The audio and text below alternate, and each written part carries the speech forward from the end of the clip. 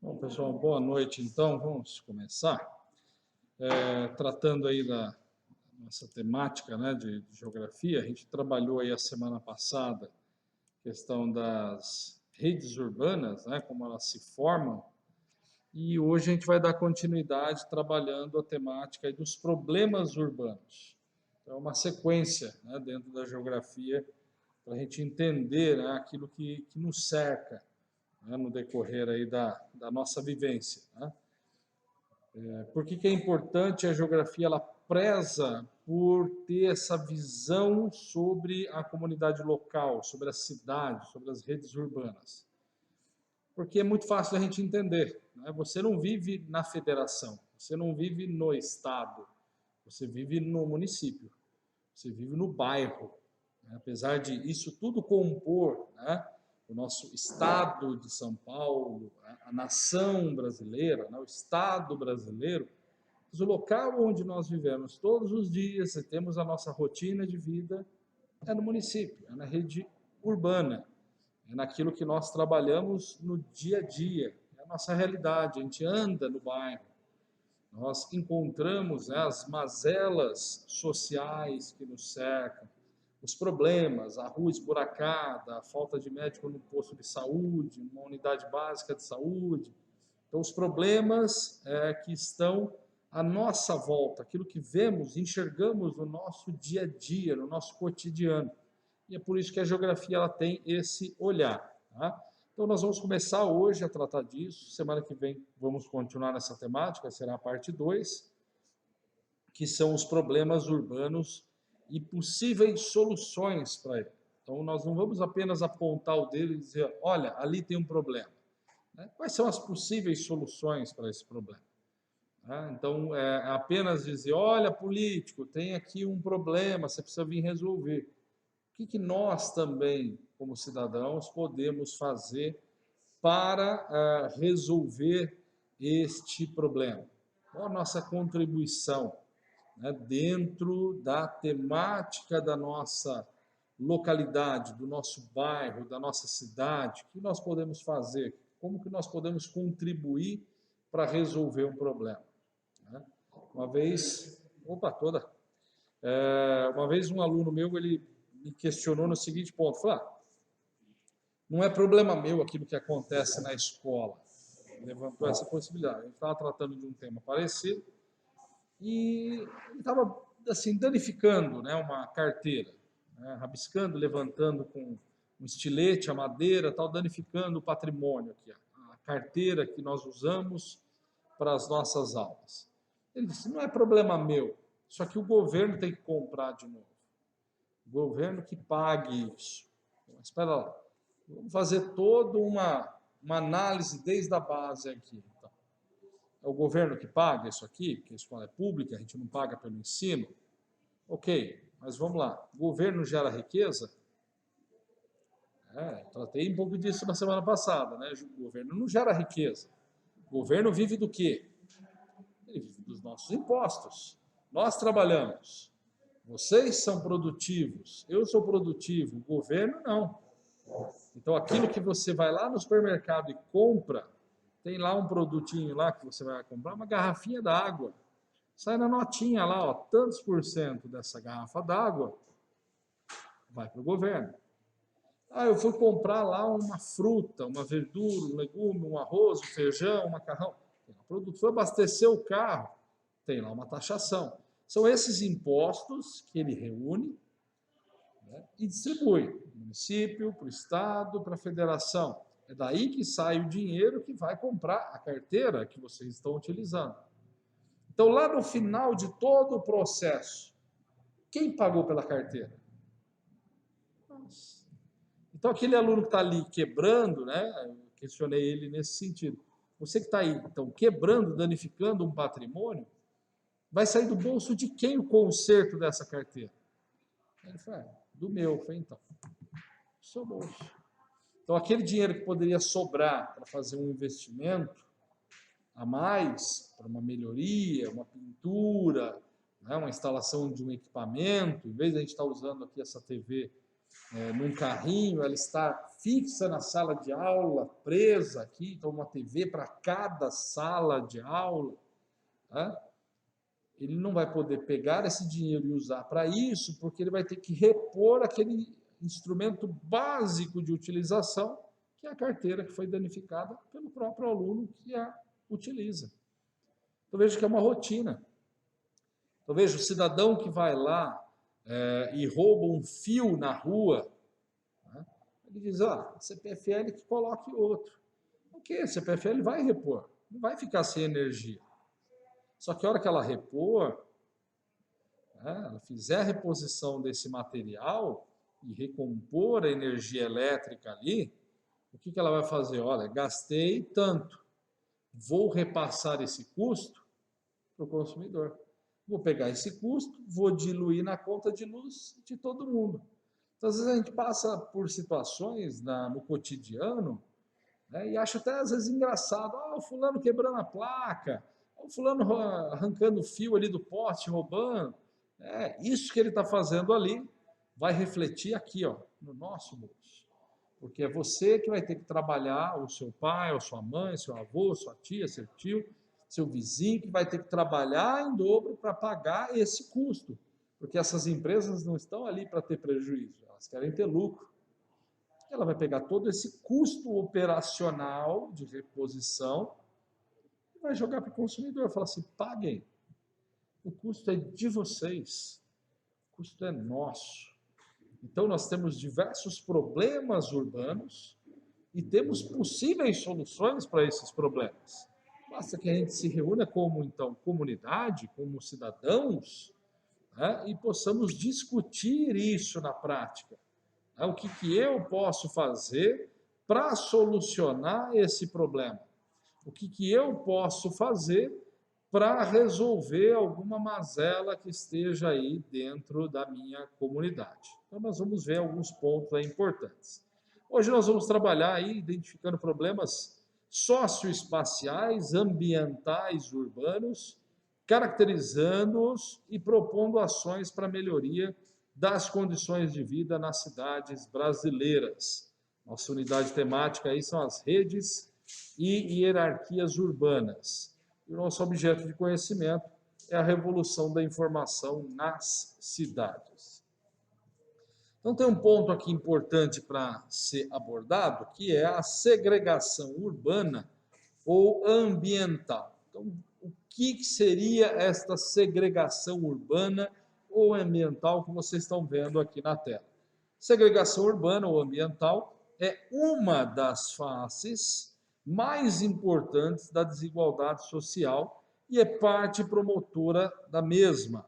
A dificuldade de acesso aos serviços e infraestrutura urbanos, então aí vai entrar transporte precário, saneamento básico, né? O saneamento deficiente, drenagem inexistente, dificuldade de abastecimento, difícil acesso aos serviços de saúde, educação, creches, maior exposição a ocorrências de enchentes e desmoronamentos, etc.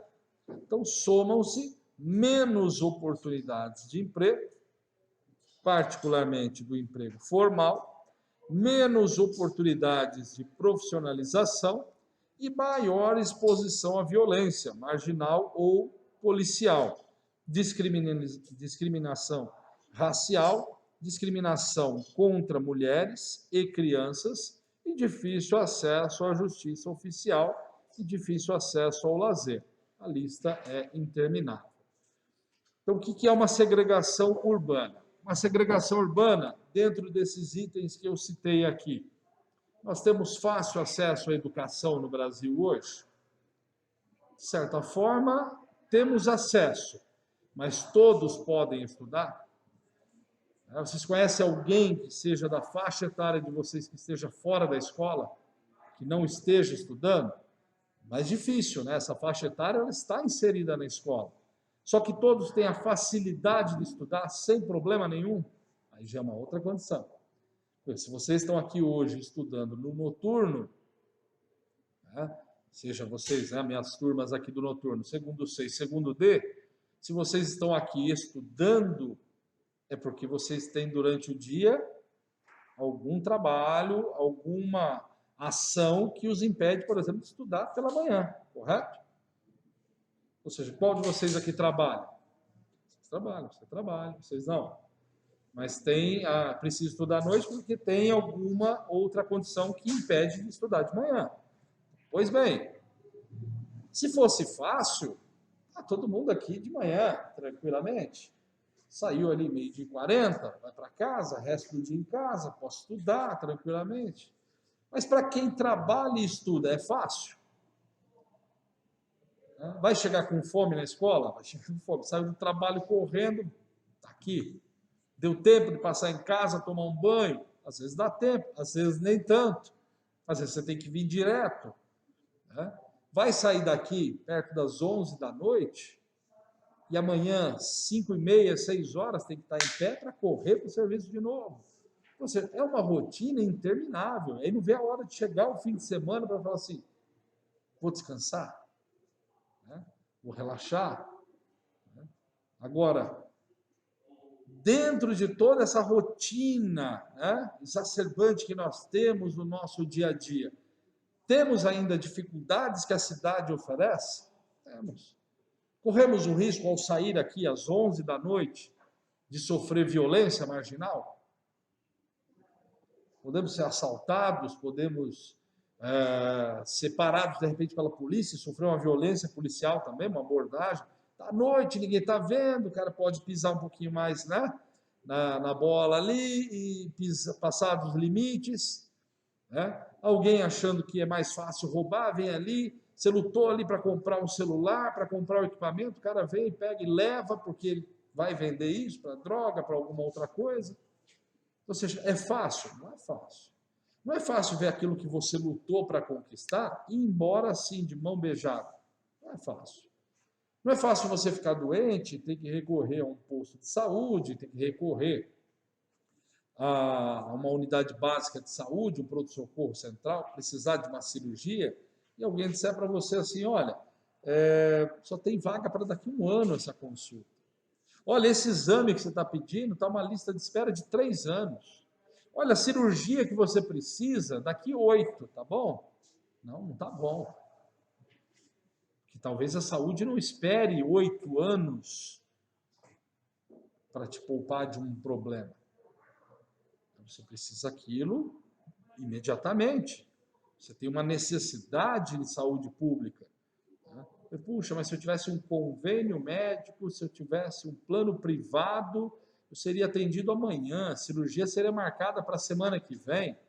Pois é, por que essas coisas acontecem? Por que nós temos, dentro da nossa etapa, né, de saúde pública, problemas e mazelas que vão nos nortear e vão nos acompanhar em relação a toda essa problemática? Porque alguma coisa está falhando.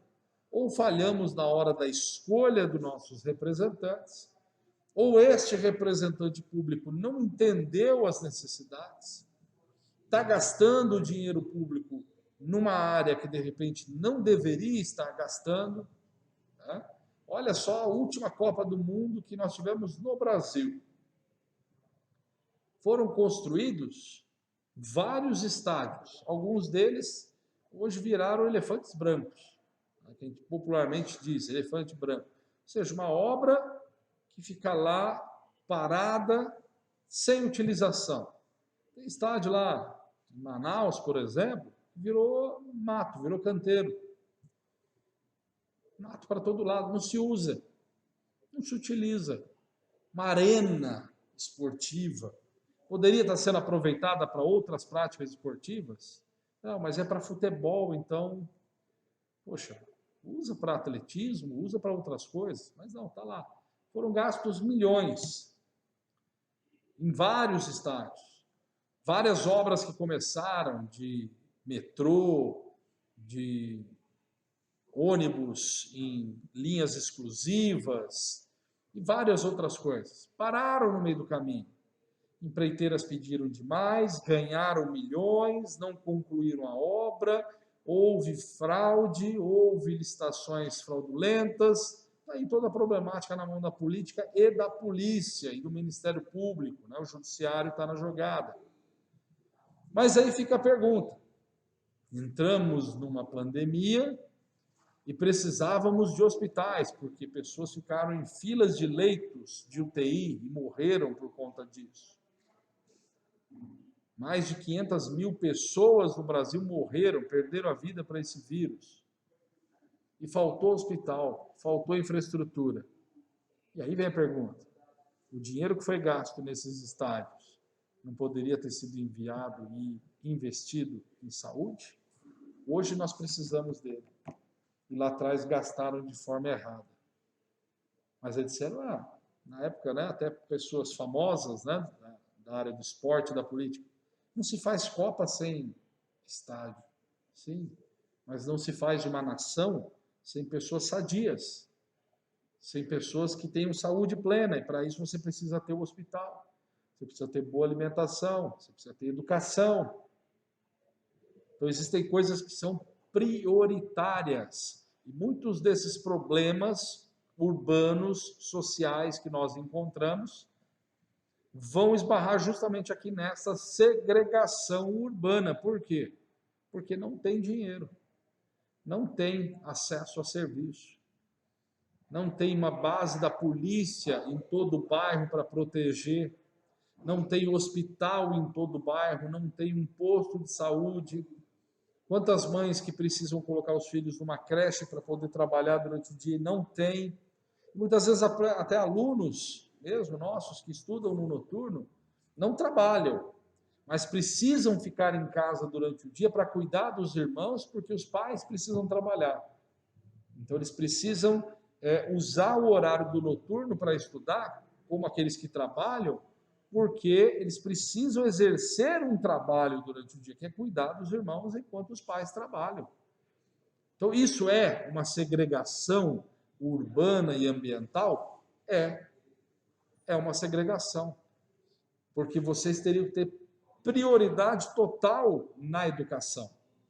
E o governo e os políticos em geral, a própria sociedade, vai deixando isso à margem, né? Então vai sendo marginalizado. Essa marginalização, né, dessas situações vão nos deixando aí vulneráveis a alguns problemas importantes. Tá? E é um contraste social, né? O contraste social é algo assim marcante em praticamente todas as cidades. Basta a gente olhar aqui, né, nessa imagem, o que nós vamos notar nela aqui, né? De um lado você tem a favela da Rocinha, maior favela do Brasil, lá no Rio de Janeiro. Em contraste, lá no fundo, com os edifícios de São Conrado, ou seja, uma área nobre da cidade do Rio de Janeiro.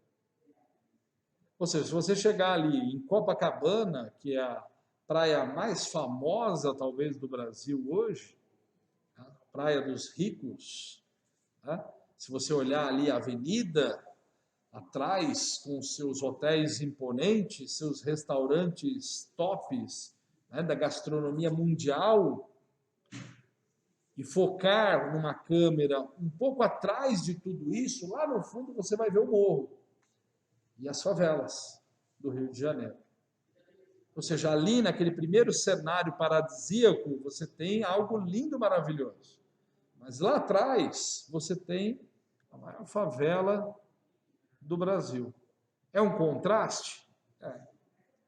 Quem está ali na parte mais nobre tem uma condição de vida melhor do que quem está ali nos fundos? Óbvio.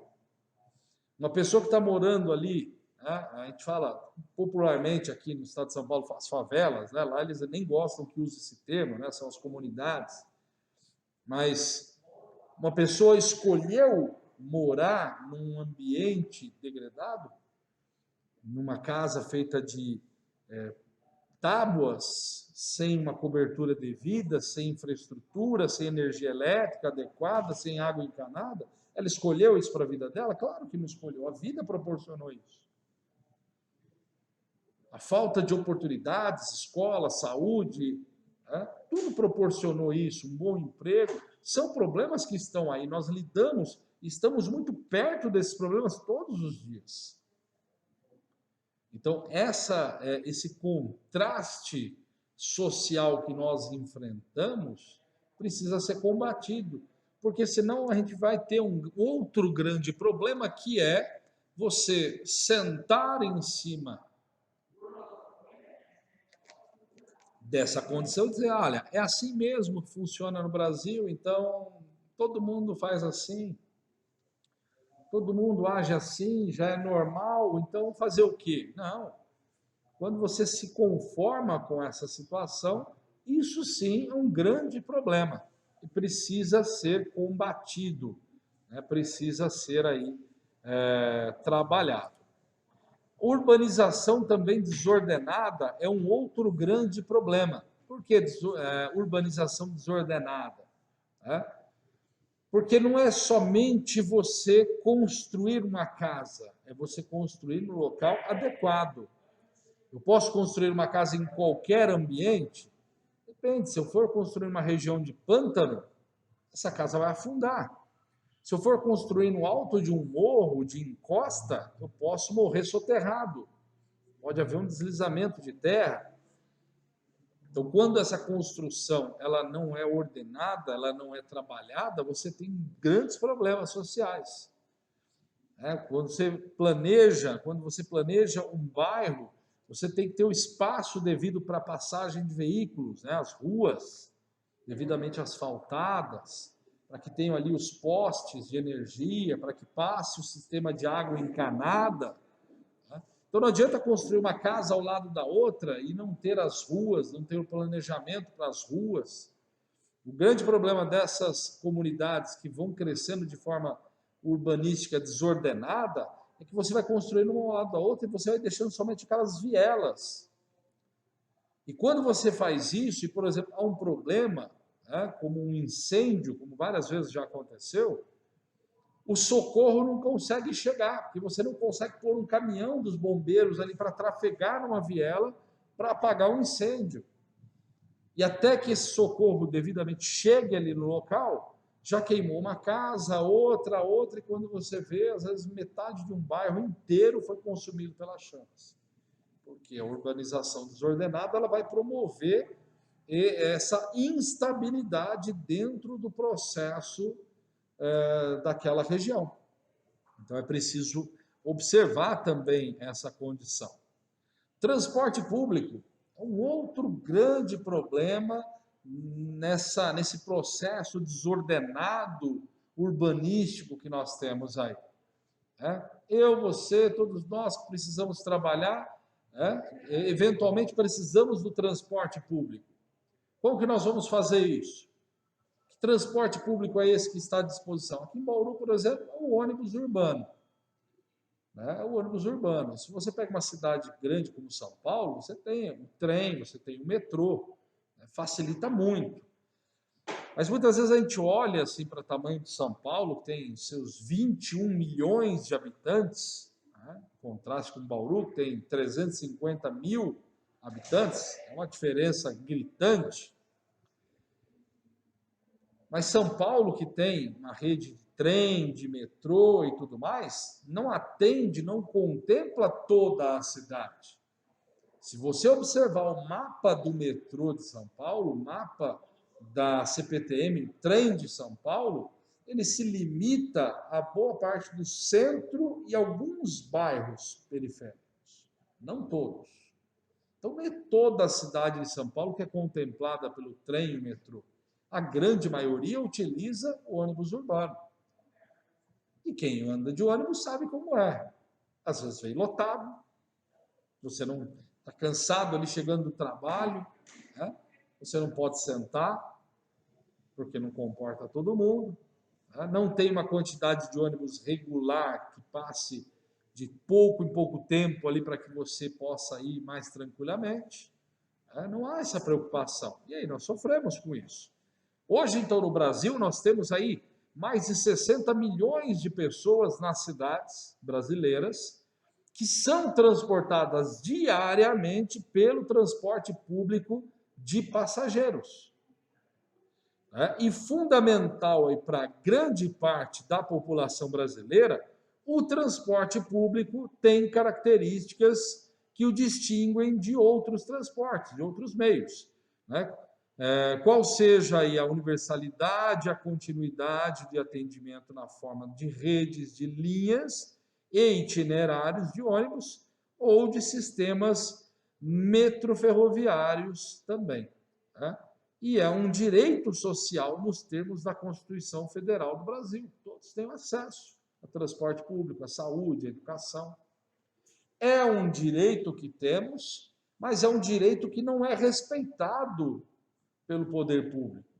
E o poder público vai dar N respostas para isso. Vai dizer, olha, não tem dinheiro para isso. Não tenho recursos suficientes para isso. E aí nós vamos ter aí um grande problema, né? E aí fica uma pergunta para nós, né? Uma pergunta que nós podemos fazer, devemos fazer e devemos questionar todo o tempo. Analisando o caso de moradias, por exemplo, no Brasil, em especial nos grandes centros urbanos, podemos afirmar que é um problema social recorrente em muitos municípios? É um problema recorrente, o problema da moradia? Ou todos no Brasil têm a sua moradia, ninguém tem problema com falta de habitação? É um problema, não é? É um problema sério? Podem ver, quando abre um condomínio novo em Bauru, né, casas populares, apartamentos, olha, vai abrir a inscrição lá para o pessoal poder ter direito a uma casa própria, um apartamento. Ó. Lançamos lá 600 casas, aí o político vem fazer o anúncio, assim, como se fosse a 7ª maravilha do mundo, a 8ª maravilha do mundo. Nossa, está aqui, 600 casas. Aí a fila de espera para pegar as chaves ali, 5.000 famílias. Você vai atender 600. Mas é melhor que nada, sim. Mas você tem aí mais de 5.000 famílias, isso chutando por baixo, necessitando e querendo aquela moradia. Então, é um problema geral? É um problema geral. Todo mundo queria ter a sua casa própria, bem estabelecida, bem organizada. É possível? Não, infelizmente não. Pode ser revertido esse cenário no Brasil hoje? Pode e deve.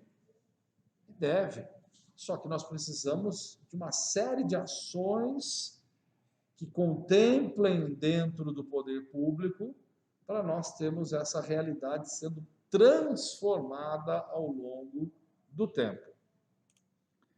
E aí tem um vídeo que eu quero passar para vocês, tem 1 minuto e 20, vocês vão assistir 2 vídeos hoje aqui, esse tem 1 minuto e 20, o outro é um pouquinho maior, mas vamos ver aí sobre problemas, né, dentro da questão urbana, que é os motivos das enchentes nas nossas cidades, né, na nossa cidade em geral. Então vamos ver aí.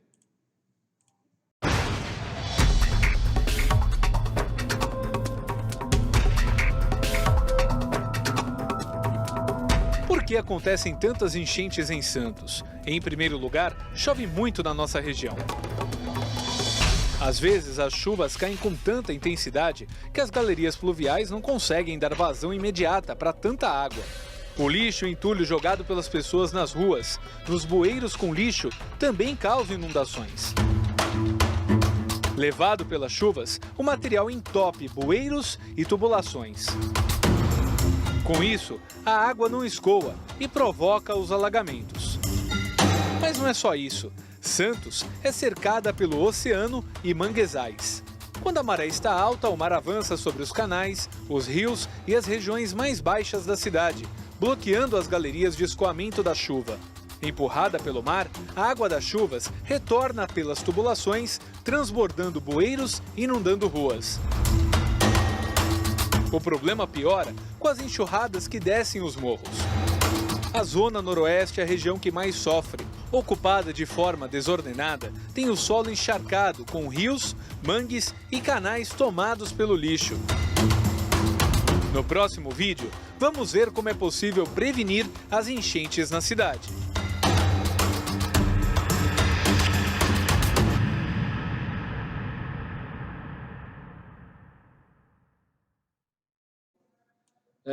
Uma cidade tomada, né, por essa característica, né, do lixo sendo lançado aí de forma irregular, né, dentro dos bueiros, né, dentro das estruturas. O que nós podemos fazer para poder resolver esse problema, né? O que nós podemos fazer para poder chegar neste ponto e ter uma resolução serena daquilo que está acontecendo, né? Veja, o caso de Santos aqui que foi tratado no vídeo, ele traz para nós uma problemática séria, né? Por que um problema sério aí dentro dessa questão da cidade de Santos? Porque a cidade de Santos ela não está no nível do mar. Apesar de estar ali no litoral, a gente imagina, né, que ela está no nível do mar. E, na verdade, Santos foi construída coisa de 1 metro para baixo do nível do mar, tipo que ela foi desterrada. Então, ou seja, se ela está aqui, o mar está aqui, aí tem a avenida que é mais alta, mas a cidade mesmo está 1 metro, basicamente, para baixo. Você tem ali os córregos, os canais que deveriam escoar a água da chuva e tudo mais e lançar para dentro do oceano. E você não tem. O que acaba acontecendo quando você tem esta realidade? Né? O que vai acontecer dentro dessa estrutura se eu não consigo levar a água para dentro dos córregos, para dentro daquela estrutura que é a ideal, né, para dentro daquela condição de escoamento? Ela retorna, como a gente viu aqui no vídeo. Ela retorna, ela volta, e aí ela vai subir. Se eu não consigo lançar essa água para dentro do mar, ela vai voltar e ela vai subir o nível. Quando ela faz isso, nós temos aí um grande problema dentro dessa estrutura, que é justamente o problema ligado às enchentes, né? E dessa forma, então, nós temos aí essa estrutura, né, sendo montada, né, sendo trabalhada de uma forma que vai causar problemas sérios àquela comunidade ali que está presente. Então, aquela comunidade ela vai passar por um problema, ela vai passar por uma transição ali e ela vai ser carregada para dentro daquela estrutura e vai me levar a sérios problemas dentro da cidade. O bueiro entope, a água sobe. Se a água sobe, ela enche somente a rua? Ela enche a casa. Imagina você que lutou para conquistar tudo que você tem ali, de repente ver tudo isso sendo levado embora, porque simplesmente não foi investido o valor correto, né, em obras de infraestrutura, né, dentro da condição aí, da política, né, brasileira, e você vê tudo aquilo sendo aí trabalhado de forma irregular, e fala assim, olha, simplesmente pegaram o meu dinheiro, né? O dinheiro suado ali do meu trabalho, o dinheiro suado ali que eu trabalhei, ralei para ter ali as minhas coisas, e simplesmente você lança isso bueiro abaixo, né? Literalmente falando, bueiro abaixo.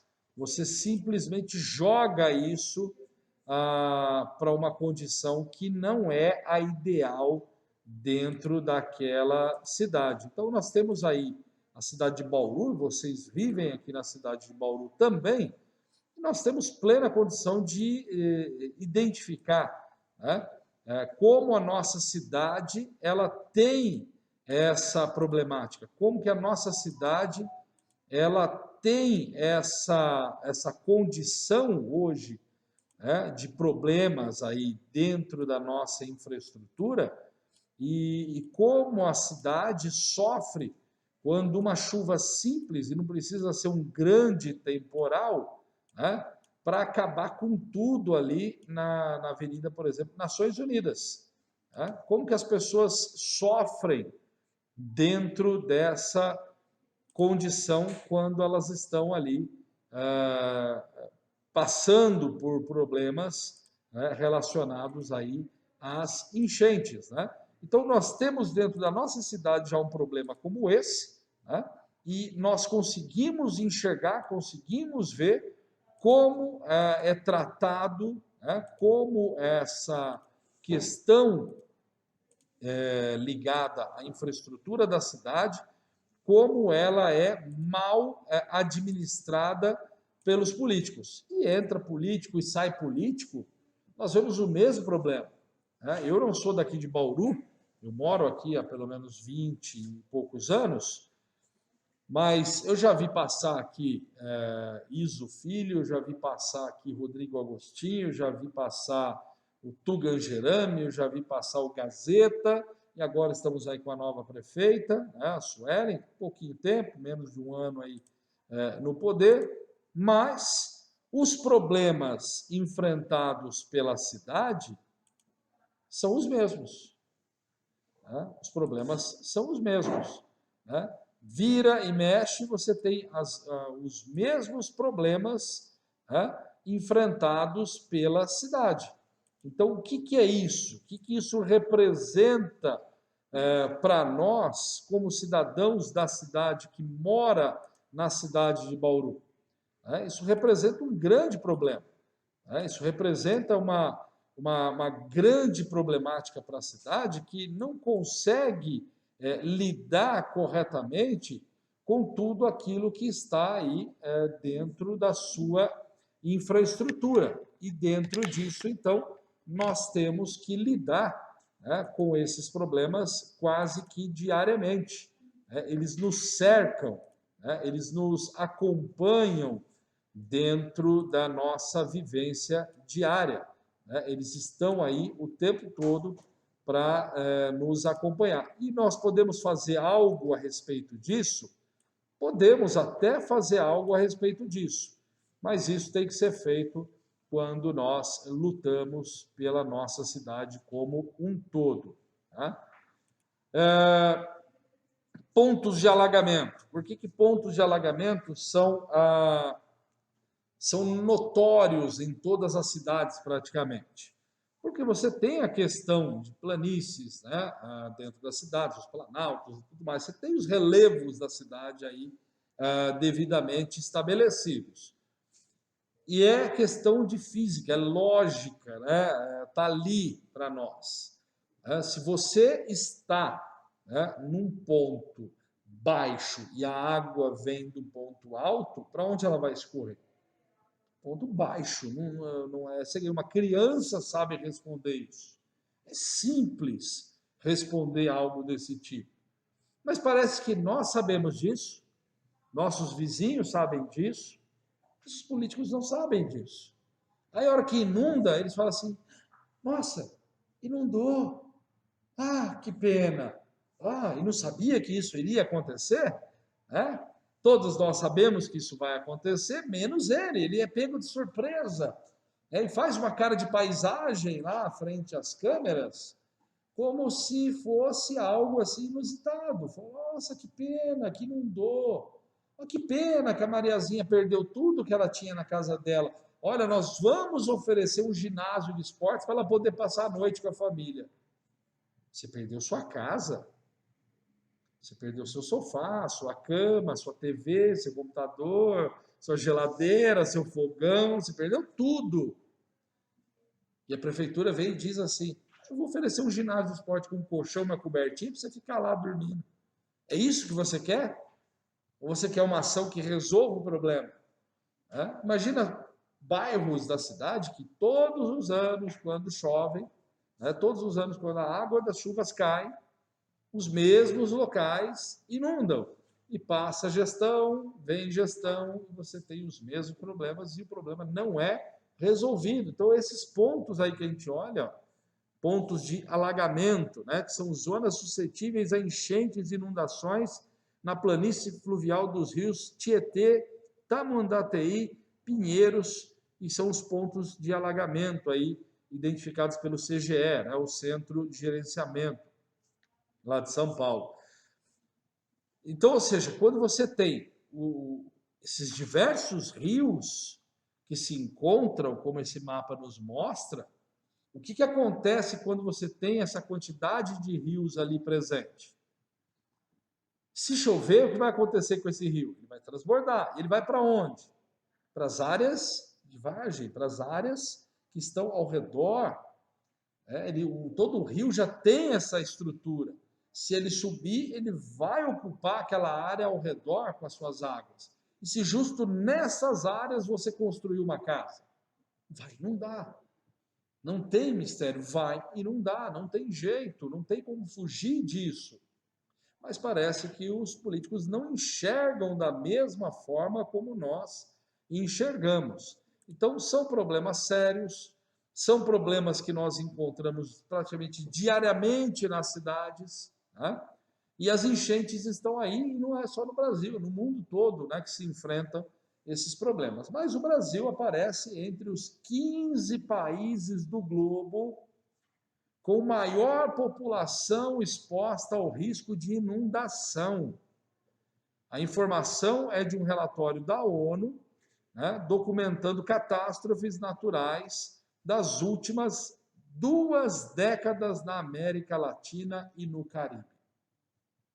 No estudo Desastres Naturais na América Latina e Caribe, o Escritório da ONU para Assuntos Humanitários, ele aponta as inundações como o tipo de desastre mais comum na região desde o ano 2000. Então, por exemplo, está aí uma imagem de uma inundação. Você fala, mas a água está correndo ali, uma chuva forte. Pois é, se chove um pouquinho mais, se essas águas sobem um pouquinho mais, esses carros que estão ali estacionados na imagem vão ser arrastados.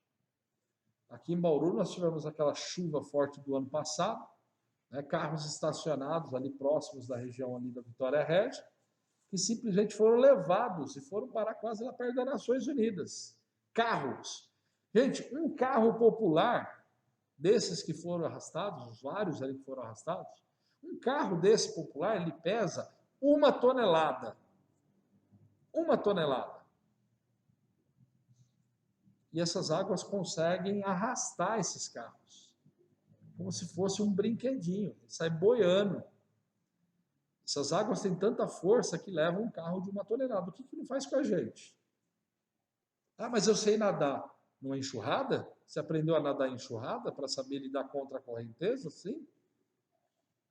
Nós tivemos uma perda, várias perdas, na verdade, mas há anos atrás, uma pessoa que era um nadador profissional, uma pessoa que era especialista em nado, um atleta, né? Ou uma atleta, foi uma moça, né? Uma atleta, ela saiu do carro no meio da inundação e ela tentou nadar contra a correnteza e tudo mais. Ela morreu afogada.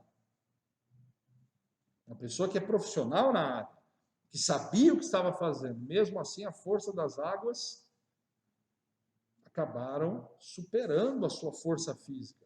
E se leva um carro de 1 tonelada, nós precisamos olhar. É um problema social.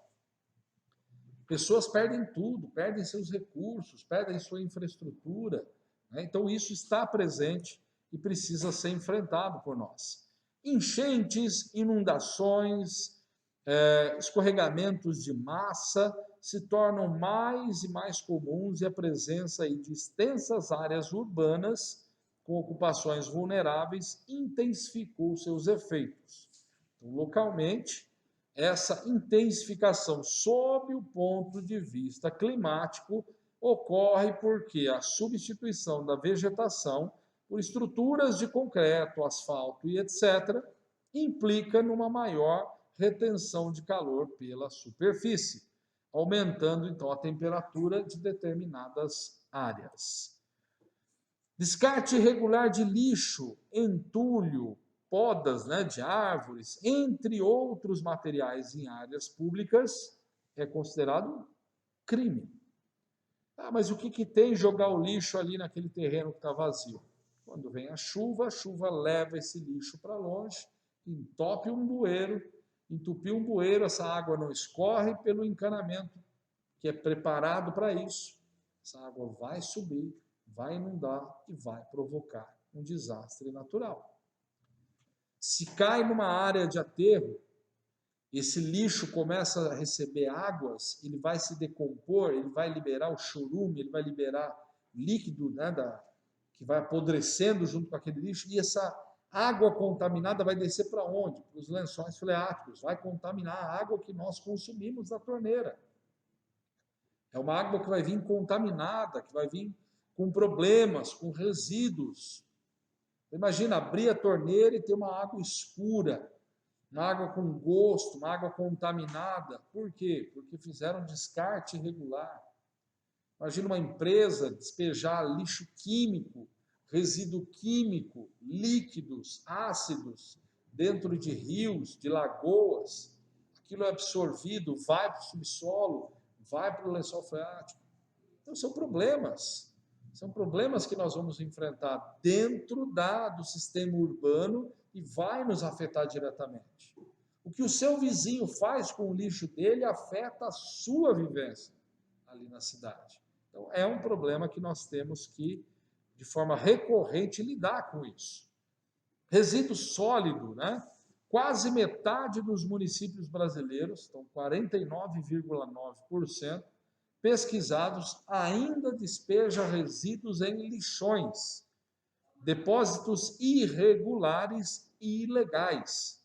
Além disso, 17,8 milhões de brasileiros não têm coleta de lixo nas casas e apenas 3,85% dos resíduos são reciclados.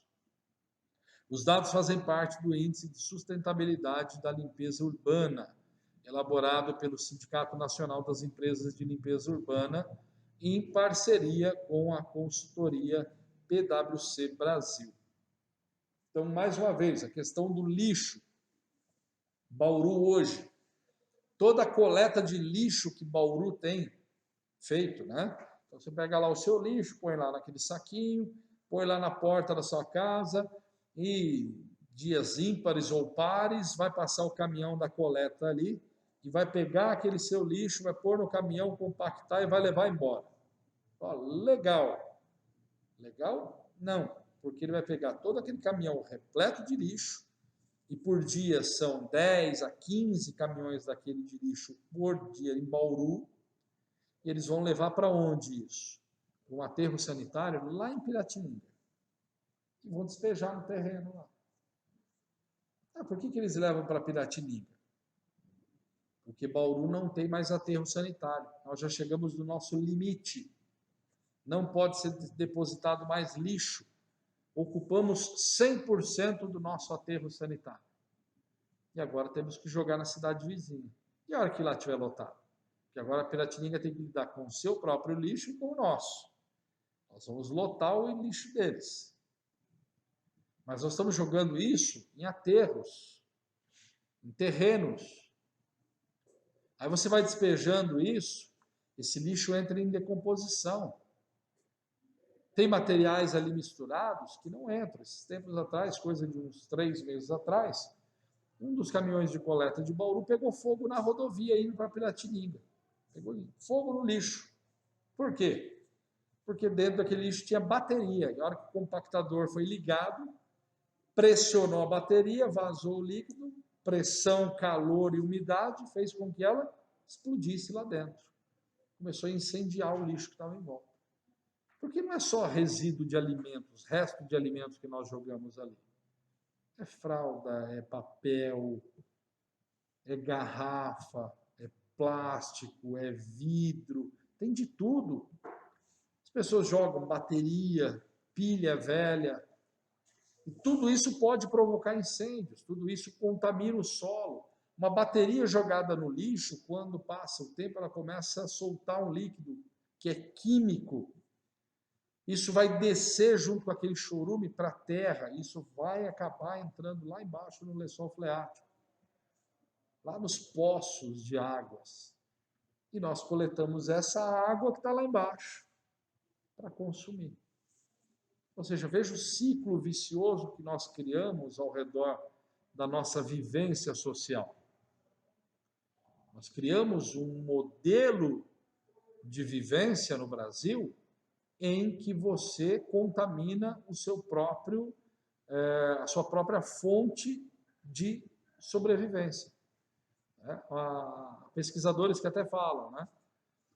Veja só a natureza, os animais. Né? Dentre toda a cadeia animal, né? O ser humano é o único animal que joga suas necessidades nas águas que ele mesmo precisa beber. O animal faz isso na terra seca. E ele usa a água para beber e sobreviver. Nós não. Nós jogamos todo o nosso esgoto aonde? Nos rios. Nós contaminamos as nossas fontes de águas. O Brasil tem em torno de 80% de todo o recurso de água doce do mundo está concentrado no Brasil. E boa parte dos nossos rios no Brasil estão contaminados. Ou seja, o que vai restar de água doce para o mundo amanhã? Quase nada. E sem água doce, não se vive. Ah, mas tem o oceano, é gigante. Você vai tirar a sal da água do mar para beber. É possível hoje? É possível. É caríssimo para fazer isso. Então, quer dizer, a água daqui a pouco vai virar um bem, um produto muito caro para se ter. Tanto é que a gente vê aí, né, água de boa qualidade você tem que comprar.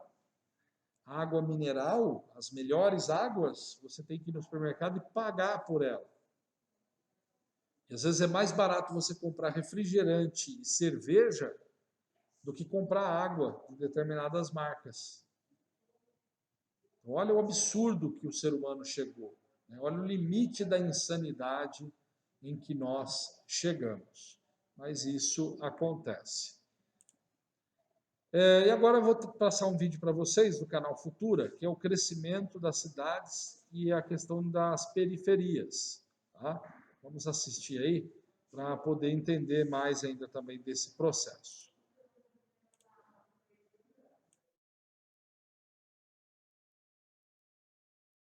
Fundação Vale apresenta.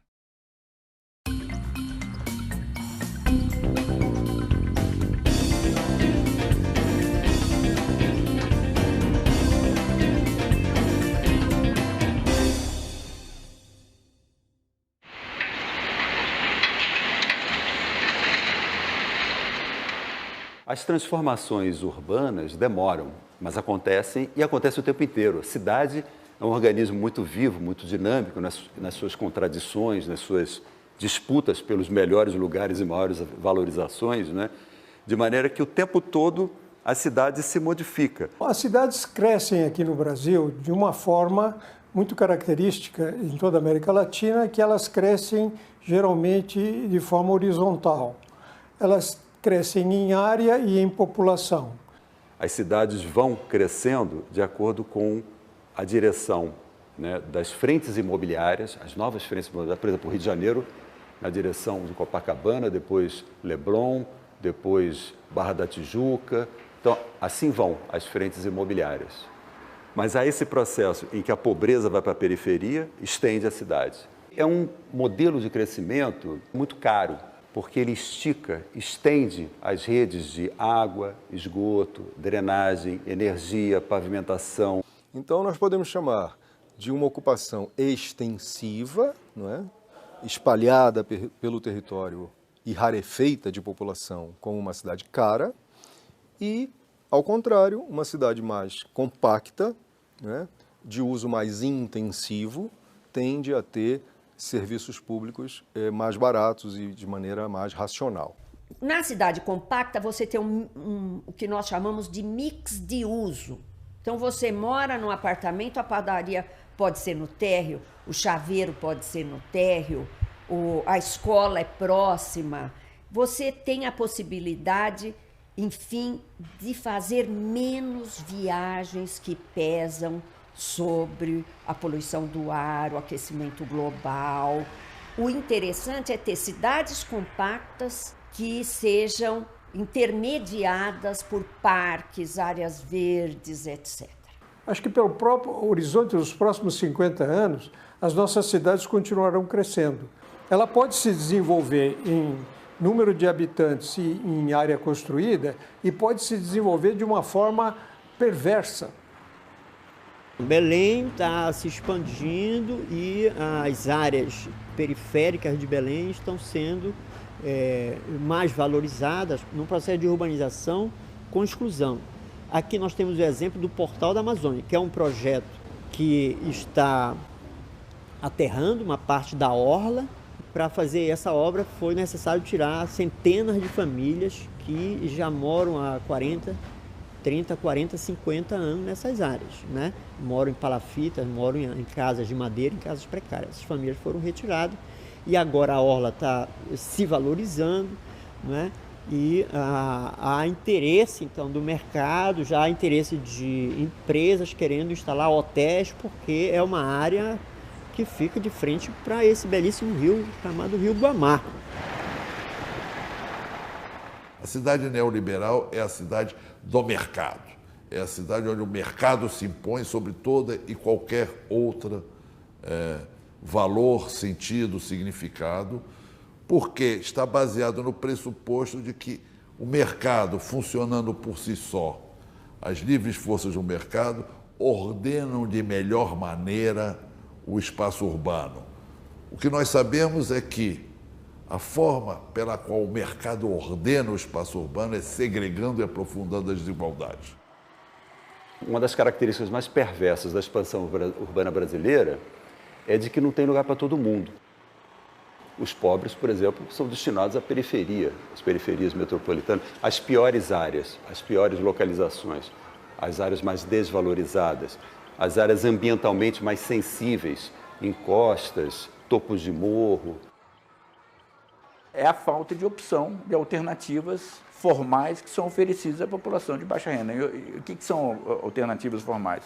São as casas que têm a luz elétrica, tem um serviço de água, tem a saneamento, assim por diante.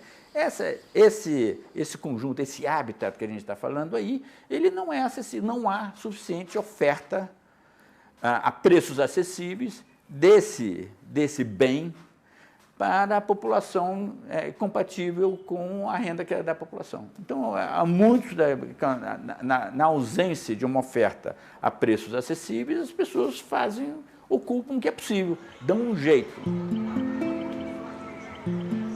Em 2010, foi feito um diagnóstico sobre as ocupações precárias em Belém do Pará. Só o bairro do Bengui tem 16 ocupações precárias. Em Belém, nós temos que ter mais de 100 ocupações precárias. Então, esse processo de precarização da moradia, é um processo que não é novo, mas cada vez mais que o processo de urbanização chega de forma injusta, vai expulsando o pobre cada vez mais para a periferia, para áreas não urbanizadas, sem saneamento. Eu já estava tendo problema onde eu morava. Então, isso daqui era uma maneira boa. A casa que eu moro não é minha. Então, eu tenho que procurar um lugar para mim morar. Então, surgiu essa invasão e eu me meti aqui, né? Meti na invasão, eu digo, aí, se não sair, eu vou garantir minha moradia. Era muito ruim, muito difícil. Você morando, dormindo debaixo de lona, quartinho de madeira, aquela coisa toda. Aí que lá surgiu uma confusão, você tinha que bater, um camarada já queria te tomar aquele terreno. Os serviços públicos já não atendem a população. Com a ocupação Paulo Freire e outras ocupações, veio a inchar ainda cada vez mais e faltando escola, creche, para atender as novas necessidades dessa população que chegou desde 2003. Então, desde 2003, a população aqui praticamente está abandonada. Tem horas que o pessoal fica horas e horas no ponto de ônibus, esperando um ônibus e não consegue. Quando vem aquela vulca, né, o pessoal ali dentro. O outro lado da moeda é que quando vem a urbanização, não se tem um tratamento diferenciado. O que falta realmente é uma discussão séria da política de desenvolvimento, tratando os diferentes de formas diferentes. Você tem áreas no Rio de Janeiro, São Paulo, Recife, enfim, Porto Alegre, que não ficam nada a dever às melhores áreas de Nova York, Londres, Paris, etc., e outras áreas que não ficam nada a dever a áreas que você encontra em Bangladesh e em algumas cidades africanas. Obviamente que esse tecido esgarçado do ponto de vista social é bastante preocupante. Isso não só pode, mas tem tido consequências bastante nefastas do ponto de vista da convivência social. No fundo, é um tipo de ocupação que tem também consequências fortes do ponto de vista cultural, né? Eu entenderia que o planejamento urbano com uma face mais social deveria evitar esse tipo de situação tão radical de separação social no espaço, né? E aí a gente podia falar em dois grandes modelos de segregação, que é o modelo mais clássico, que talvez São Paulo tenha representado melhor, né? São Paulo é mais exceção do que regra, que é o da expulsão dos pobres para as periferias, né? Ao passo que em outros casos, como é o caso do Rio, como é o caso do Recife, de outras grandes metrópoles, em que você tem uma combinação de favelização das regiões centrais com formação também de um anel ou de alguns anéis periféricos. A lógica é os pobres que incomodam, os pobres que estão disputando a cidade, né? Mas que você tem que acomodar, tem que manter cada um no seu lugar. Já que não pode remover todo mundo para fora da cidade mais estruturada, né, com todos os serviços, você tem então que expulsar esse que a gente chama da periferização da pobreza, e isso é uma tendência, mas também é uma resistência desses lugares. As favelas onde elas se instalaram até agora, elas brigam e vão lutar para permanecerem aí. Quando se olha para a periferia pobre, precária, ilegal, onde as pessoas, por não ter acesso ao saneamento básico, vivem permanentemente sujeitas a doenças e endemias, é uma das faces mais perversas também que nós podemos assistir, dentre outras, das nossas cidades. Isso, na verdade, significa que a cidade não está presente, né, na vida cotidiana dessas pessoas. Então, qual é o papel do poder público nesse caminho da reforma urbana? Qualificar as áreas desqualificadas e não qualificar mais as áreas já qualificadas.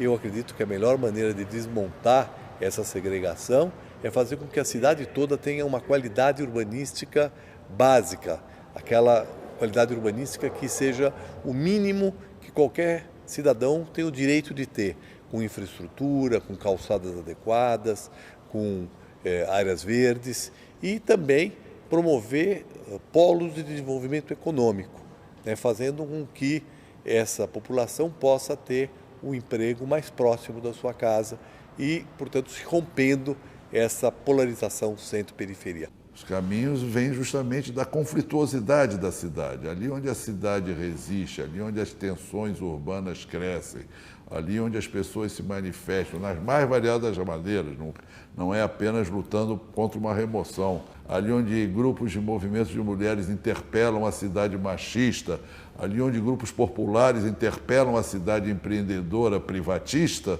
ali onde grupos culturais ocupam o espaço público e muitas vezes são escorraçados porque estão onde não deveriam estar, né? Esses são os grupos que questionam e produzem experiências alternativas. Discutimos muito pouco a totalidade da cidade. Nós discutimos muito esses processos, ocupa, não ocupa, né? Queremos essa obra, queremos saneamento na favela. Isso a gente pensa muito hoje territórios isolados, né? Carentes. E a grande cidade? Que grande cidade a gente quer, né? Onde as pessoas possam se encontrar, onde as pessoas possam se confrontar, porque democracia é confronto, e a cidade é o lugar do confronto, a cidade é o lugar da sobreposição de culturas, de valores, né? Então, como é que a gente garante isso, pensando, né, um ideal de cidade? Que os diferentes se confrontem e ganhem a maioria.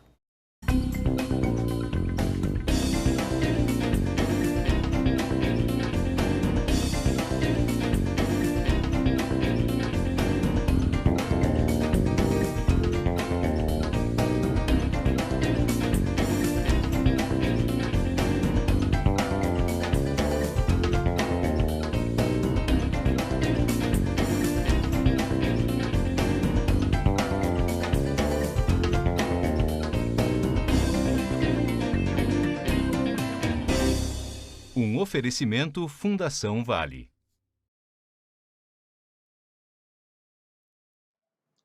Os problemas estão aí, né? Nós encontramos e enfrentamos esses problemas na cidade. Vocês viram aí a realidade aí de grandes cidades, com a favelização, como eles colocam, casas praticamente de palafitas, aquelas casas beirando rios. Então, ou seja, não tem infraestrutura, não tem água encanada, não tem esgoto. O esgoto da casa cai direto no rio. E as crianças ali do bairro brincam aonde? Naquele rio sujo. Pulam no rio, nadam naquele rio, têm doenças.